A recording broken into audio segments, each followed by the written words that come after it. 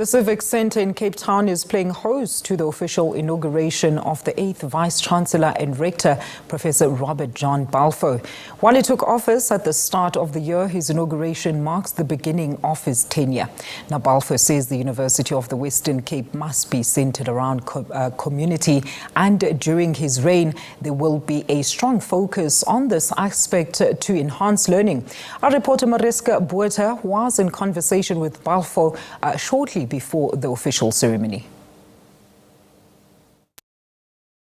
We are at the Civic Centre in Cape Town today where a very auspicious occasion is taking place. Professor Robert John Balfour will be installed officially as the 8th Rector and Vice-Chancellor of the University of the Western Cape.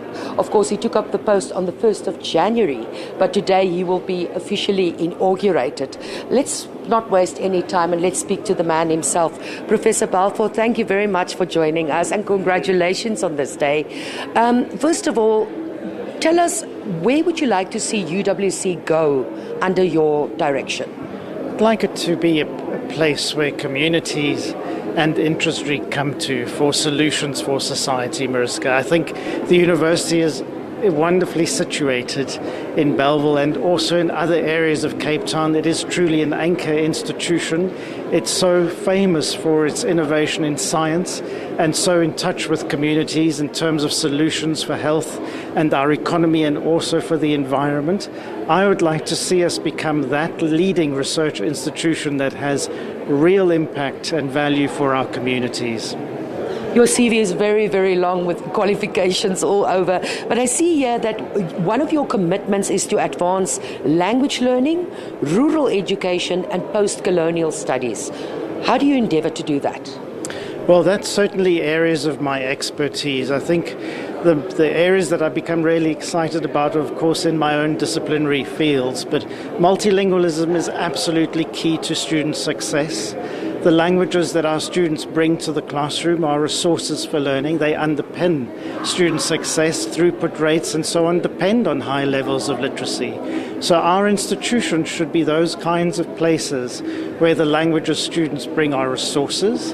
The literatures that we have and which thrive in our communities are part of our curricula. The science which we innovate in is part of the change we make in our environment. And all of those are, I think, commitments that I want to take forward in the next few years. And this is very interesting, rural education. What is that all about and how would you like to advance that under your rule?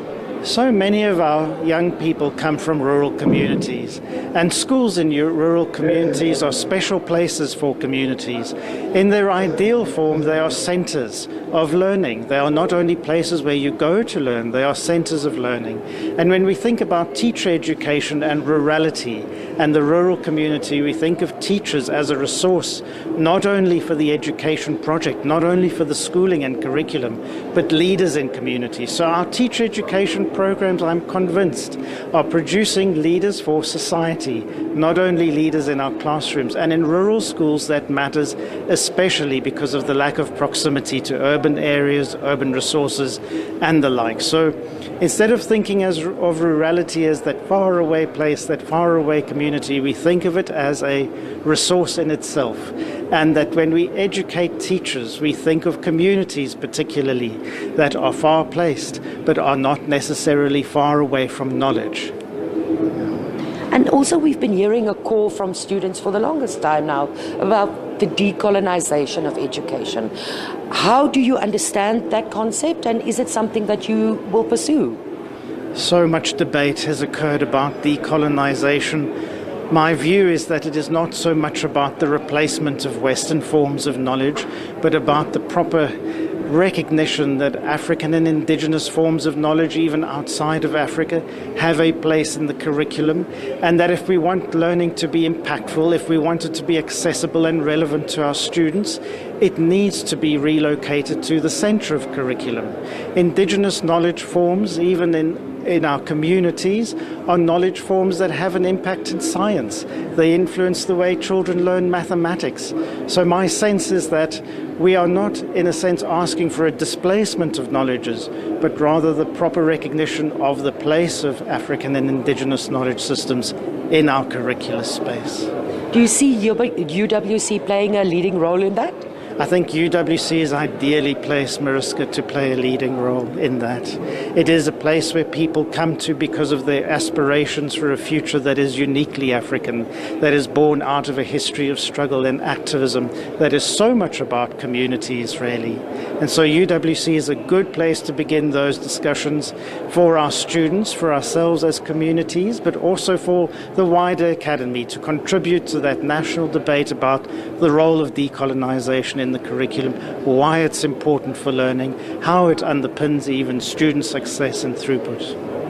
And some nitty-gritty, affordability to study remains a big issue. Under your reign, how do you see tackling this issue unfolding? Yes, thank you. So we have a national challenge concerning student debt and also student funding. We know that NSFAS is a wonderful resource for many young people, but we have also a considerable number of young people who are not able to access NSFAS funding. We also have students who are without funding, who have exceeded, for example, the conditions of the NSFAS award. And so student indebtedness is an acute social issue that needs a national conversation. It's very clear, even globally, that sustaining high levels of student debt is not healthy for the economy, it's let alone for individual universities. So we have to really think better, think afresh about how we approach the value of education, what education is for, why people need it.